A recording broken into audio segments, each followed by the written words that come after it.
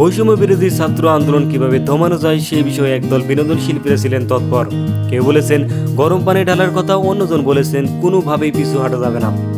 খুলেছিলেন WhatsApp গ্রুপও, নাম দিয়েছিলেন আলো আসবেই। সাবেক তথ্য প্রতিমন্ত্রী মোহাম্মদ আরাফাত ও সংসদ সদস্য ফিরদৌস আহমেদের নেতৃত্বে আলো আসবেই নামক হোয়াটসঅ্যাপ গ্রুপটির কিছু স্ক্রিনশট সোশ্যাল মিডিয়ায় ভাইরাল হয়।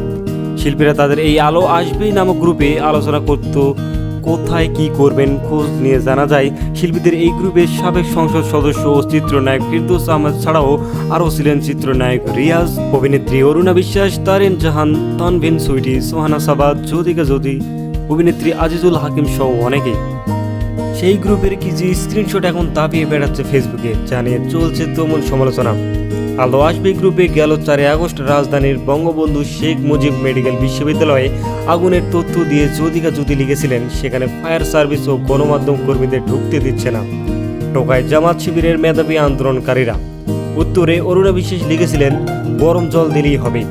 তানভিন সুইটি লিখেছেন কোনোভাবে পিছু হাঁটা চলবে না, আমরা কখন কোথায় কিভাবে একত্রিত হব সেটা আমরা সবাই মিলে ঠিক করে নেব। শিল্পীদের আলো আসবি গ্রুপে নির্মাতা মোস্তফা সরোয়ার ফারুকের একটি পোস্টের স্ক্রিনশট শেয়ার করা হলে অভিনেত্রী সুহানা সাবা লেখেন অসভ্য। নাম প্রকাশে অনিচ্ছুক এক তারকা গণমাধ্যমকে জানিয়েছেন গ্রুপটি জুলাইয়ের মাঝামাঝিতে খোলা হয়, আর গেল 4 আগস্ট রাতে সেটি ডিলিট করা হয়। গ্রুপের অ্যাডমিন কে সেটি না বললেও জানা যায় গ্রুপটির সবল ছিলেন শোবিজের অনেক শিল্পী। তিনি আরও বলেন বিটিভিতে আগুন দেওয়ার পর যারা সেখানে গিয়ে আন্দোলনের বিপক্ষে কথা বলেন তারা সবাই গ্রুপটিতে সক্রিয় ছিল।